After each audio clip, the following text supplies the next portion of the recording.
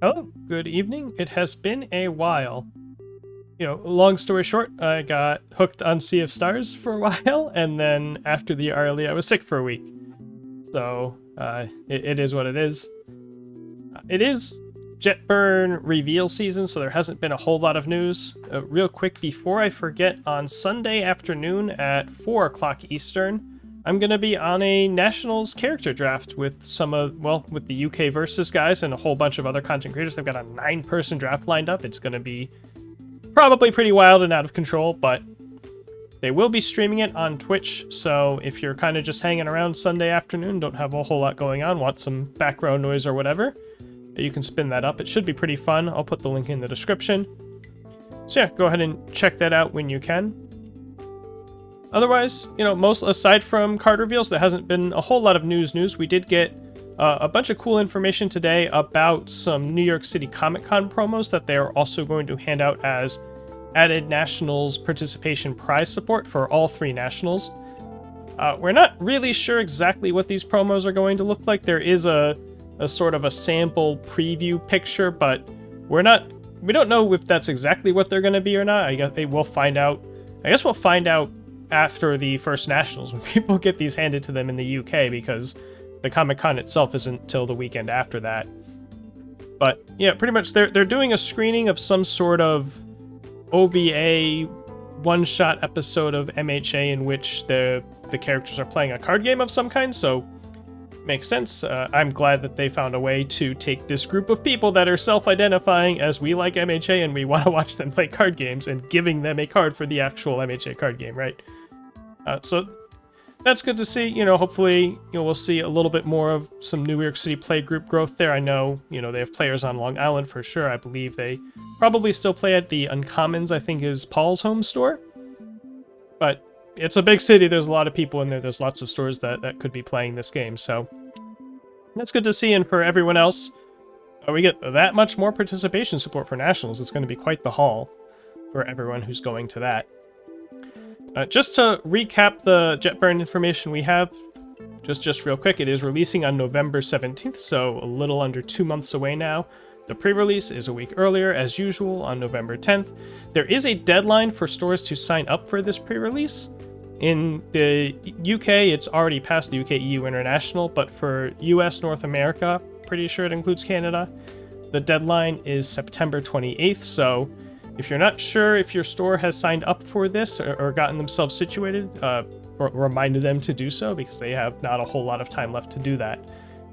And the card reveals are primarily being done through community videos in a much more organized fashion this time. They've got a lot of fairly large creators with big followings doing most of the reveals. I don't believe I'm getting one, but I'm kind of fine with that. I'd much rather these reveals be going to people with 10,000 followers than to me, right? That's going to be better for the game, obviously.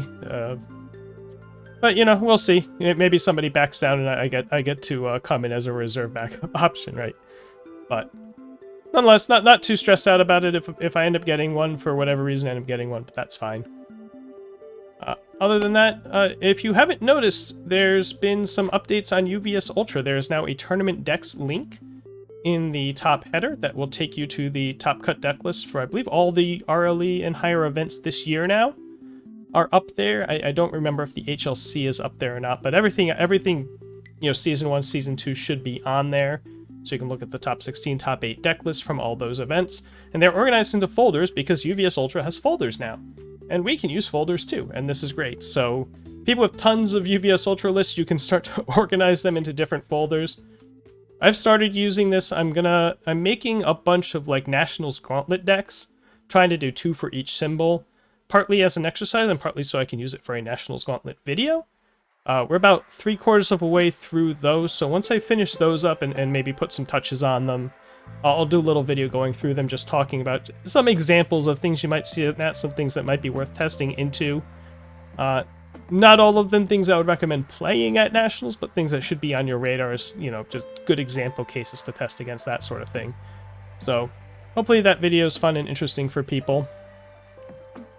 And then last but not least, there are of course no bans or errata for the month of September. We're not expecting any for October. There's nothing happened at the Rochester RLE that would lead anyone to believe that they're going to change their mind about anything in the format.